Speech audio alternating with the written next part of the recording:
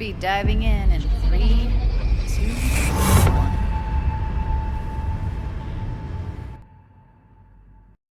Hello everyone, and welcome to a Braindancer review of Square Enix's Outriders. Now, I actually had no real expectations or background going in Outriders. Like many, I've seen it advertised heavily, and so I wanted to give this stylized cover shooter a try. I had no idea that this game was a looter shooter until I actually got through a bit of combat. What I was initially stuck with was how generic and cliché the characters and the lore of this universe are. In this story, Earth has suffered an extinction event, and your goal is to scout out a replacement planet called Enoch. You are part of an oddly ragtag military vanguard force composed of diverse but photogenic technical experts. Sort of like we've seen in Armageddon or The Martian or Prometheus or countless anime. We have the grizzled cowboy hat paternal veteran leader of our force. He lost family in the fall of Earth, but has a pregnant daughter who is part of Earth's refugees, and so he needs to fight for her future. This man would have a hard time surviving to the end of any narrative. We have a sharp lead engineer who is gaslighted and overshadowed by her father's legacy. We have a technician, and that's all there is to know about her. We have a sardonic veteran driver whose only other defining feature is that he is very Polish. We have an executive, oddly designated as a sergeant major, who is dressed in a theatrical manner, has a British accent, and clearly is an in-over-his-head and out-of-touch antagonist.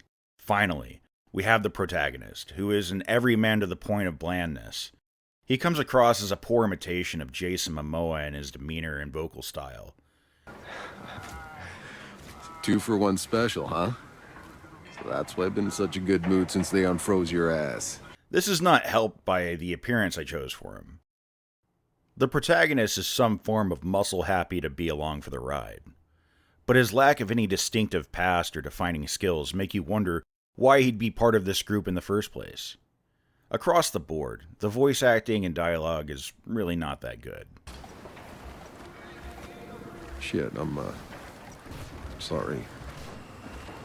The writers have created a cliché but forgettable cast, and I can usually handle these tropes just fine if the characters are memorable, or likable enough.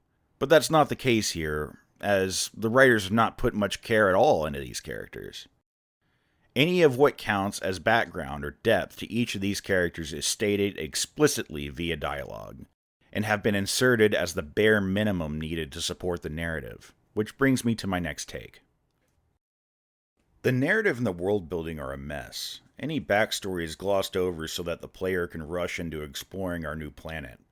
Immediately upon touchdown, the story hits the player a number of curveballs within the span of minutes, with no concern for pacing. We find immediately that there is a supernatural quality to this planet, which can best be described as blue lightning that transmits a signal, of which also turns the local fauna aggressive, outright disintegrates people randomly, or alternatively, it inexplicably grants superpowers. Contaminated from exposure to this magic blue lightning, the Outriders are betrayed by our nerdy corporate sergeant major.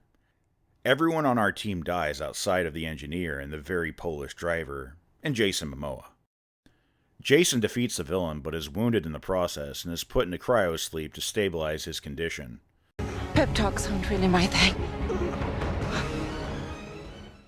A massive 30-year time skip occurs, and we wake up to find that the refugees who have settled Enoch were thwarted by the mysterious magical lightning.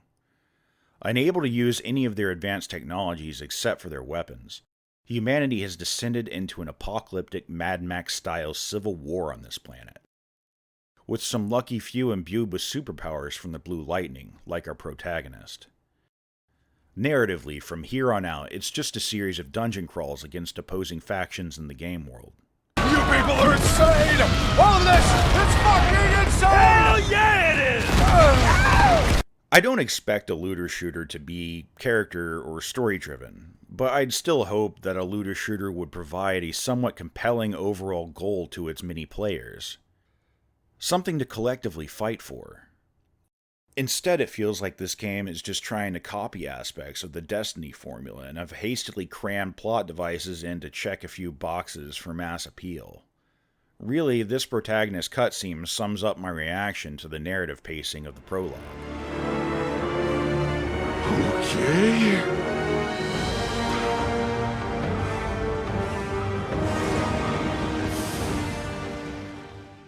Once again, I didn't realize this was a looter shooter until I got into the combat, where the quote-unquote RPG element was explained to me.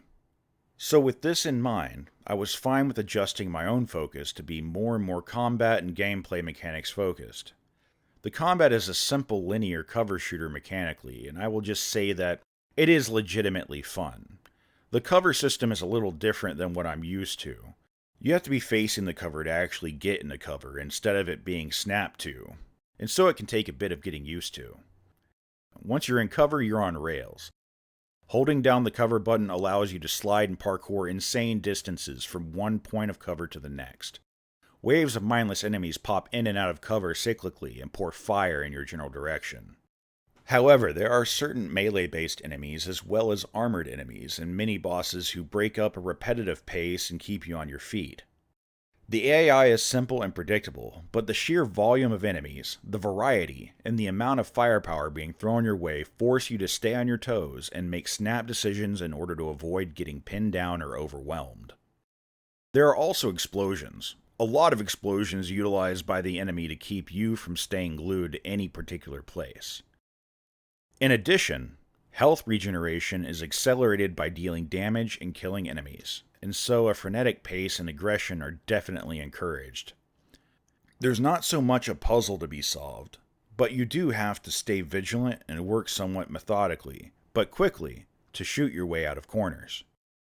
Overall, there's a lot of instant gratification mixed with a fair amount of rigor. I do like that there is an added element of being able to pick from 4 different classes for your superpowers. Adding abilities with cooldowns is truly a fun nuance to add to the core cover shooting gameplay. Presumably, these nuances really stack up in a co-op setting where we have diverse classes and abilities. To sum up the demo experience, the narrative and world building is generic and uninteresting, so don't read into claims by the producers to the contrary. But the combat is fun and is satisfying by design. I could easily see myself wanting to play this game casually just to kill time with my friends if the monetization were different, as what I've seen isn't interesting enough to warrant an upfront $60 purchase. Not for my taste. For me it would be a casual commitment, and I am more likely to just co-op on the demo. I'll finish off by saying that this game should be taken for what it is. And so, People Can Fly have made a great decision in releasing a fairly extensive demo, which should give you enough information to decide whether the game is for you or not. Just make sure to actually finish the demo. It's a lot better once you get into the combat if you can overlook the setting and narrative, as the developers themselves have. This demo will be up indefinitely, and so you can try it out before making a buy. If you've also played the demo or have been anticipating this game, tell me what you think in the comments below, and thanks for watching.